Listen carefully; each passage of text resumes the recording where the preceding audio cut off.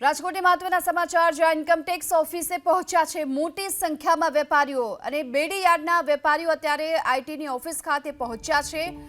Income tax વિભાગે notice પાઠવતા આ તમામ વેપારીઓ રજૂઆત માટે પહોંચ્યા છે।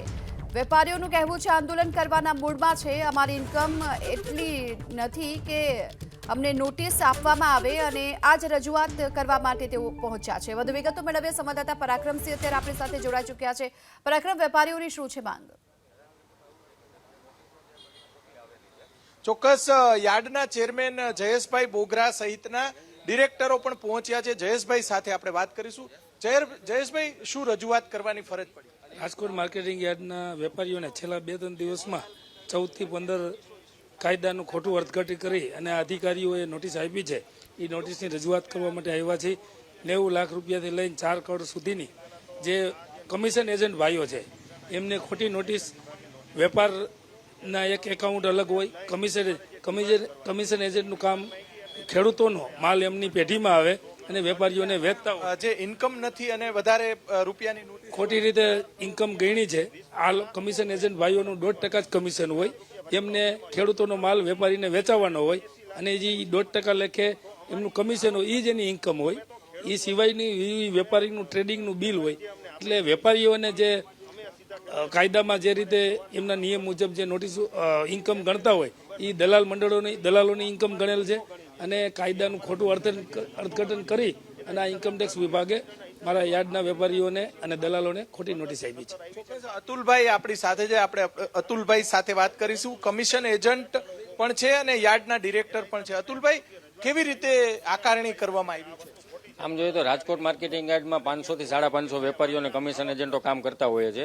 એમાં 15 થી 17 વ્યક્તિને 90 લાખથી લગાડી અને 4 કરોડ રૂપિયા સુધીની નોટિસ જે ફટકારવામાં આવી છે એ ગેરસમજના હિસાબે એ અમારી આવક ગણી અને નોટિસ ફટકારવામાં આવી છે। હકીકતમાં આ આવક અમારી હોતી નથી, કારણ કે અમારું ટર્નઓવર પણ આવડું હોતું નથી અને આવડી મોટી નોટિસ ફટકારે તો આમાં એની ગેરસમજના હિસાબે જે થયું છે એને સમજાવવા માટે રાજકોટ માર્કેટિંગ યાર્ડના તમામ વેપારીઓ 400 થી 500 કમિશન હોય છે એના ઉપર નથી આપી અને આમ જોઈએ તો એ અમારું કમિશન હોય છે 1.25% થી લઈ અને 2% સુધીનું તો કમિશન હોય છે અને એવડી ઇન્કમ પણ હોતી નથી। એના હિસાબે જે અત્યારે આકારણી કરીને આ લોકોએ અમને 4 કરોડ રૂપિયા સુધીની નોટિસ આપી છે, આ ગેરવ્યાજબી છે। એના માટે થઈને 400 થી 500 વેપારીઓ સાથે મળી અને ઇન્કમટેક્સના ઓફિસરને એક સમજાવવા માંગીએ છીએ કે હકીકતમાં આ અમારી આવક નથી, આમાં તમારે સમજણથી જોવું જોઈએ। અને બીજા નંબરમાં અમે અત્યારે ઓફિસરને સમજાવીએ છીએ, ન સમજે તો ભવિષ્યમાં કાંઈ પણ કરવું પડે તો અમે કરવા માટે તૈયાર છીએ અને આનાથી પણ આગળ જઈ અને આંદોલન કરવું પડે તો પણ અમે કરશું, કારણ કે આવડી મોટી તો મૂડી અમારી પાસે પણ નથી અને આ લોકો 4-4 કરોડ રૂપિયા ભરવાનું કહે તો આ વ્યાજબી વાત નથી। આ અત્યારે જે નોટિસ આવી છે એ 19 થી લગાડી અને 24 સુધીની આવી છે। જ્યારે પછી જીએસટી આવ્યો ત્યાર પછીના જે વર્ષનું આવ્યું છે એમાં હજી તો 15-17 વેપારીને આવી છે। હજી તો આ શરૂઆત છે। આના પછી બધા વેપારીઓને એક પછી એક નોટિસો એ લોકો આપવાના જ છે। કિશોરભાઈ, કઈ રીતે આકારણી કરી છે? આકારણી આ લોકોને તો ટર્નઓવરને આ લોકોએ નફો ગણી લીધો છે અને 80 લાખથી 4 કરોડ રૂપિયાની નોટિસ આપી છે। ટોટલ મૂડી કમિશન એજન્ટ પાસે 80 લાખની પોતાની મૂડી નથી, તો આ લોકોને 80 લાખ રૂપિયા તો 20% લેખે ભરીને તો આ લોકોને અપીલમાં જવાનું છે। તો આ લોકોને ગમે ત્યારે દવા પીવાનો જ વારો આવે છે અને આ લોકોને હકીકત પોતાના અધિકારી અહીંયા યાર્ડની અંદર પોતે તપાસ કરે કે હકીકત આ લોકોની આવક નથી, આ લોકો તો ખેડૂત વતી કમિશન બિલ મોકલાવે છે અને કમિશન એજન્ટને આ લોકો ગણતા જ નથી।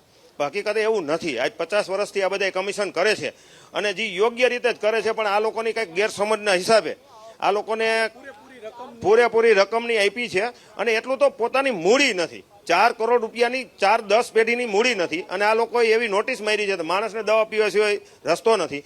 જો આવું નવું ચાલ્યું તો ધંધો લગભગ માર્કેટિંગ યાર્ડ બંધ કરી દેવામાં આવશે। અત્યારે 15 થી 17 નોટિસ આપેલી છે અને બાકીની પાઇપલાઇનમાં 100 થી 200 પાઇપલાઇનમાં છે, એટલે બધાને આવવાની છે। બરોબર, બધાના સીએ કીધું છે કે ભાઈ તમારી નોટિસ કમ્પ્લીટ જ છે। જો આવી સ્થિતિ આવી તો માર્કેટિંગ યાર્ડ બંધ કરવાનો વારો આવશે। કોઈ પાસે પૈસા હશે નહીં, પોતાની જમીન વેચીને આ સરકારી લેણું ભરશે તો માણસને દવા પીવા સિવાય રસ્તો નથી। તમે શું કહેવા માંગશો? તમને નોટિસ આવી? ના, હાલ મને નોટિસ નથી આવેલી, પણ હું રાજકોટ માર્કેટ યાર્ડમાં અત્યારે વેપારી છું। આવતા ટાઈમની અંદર અમને પણ નોટિસ આવશે। જે આવી છે અમારા જ ભાઈઓ છે અને આ નોટિસ છે એ અત્યારના કોઈ વ્યાજબી લાગતી નથી, એના માટે અમે બધા ભેરા થઈને અહીંયા આવ્યા છીએ।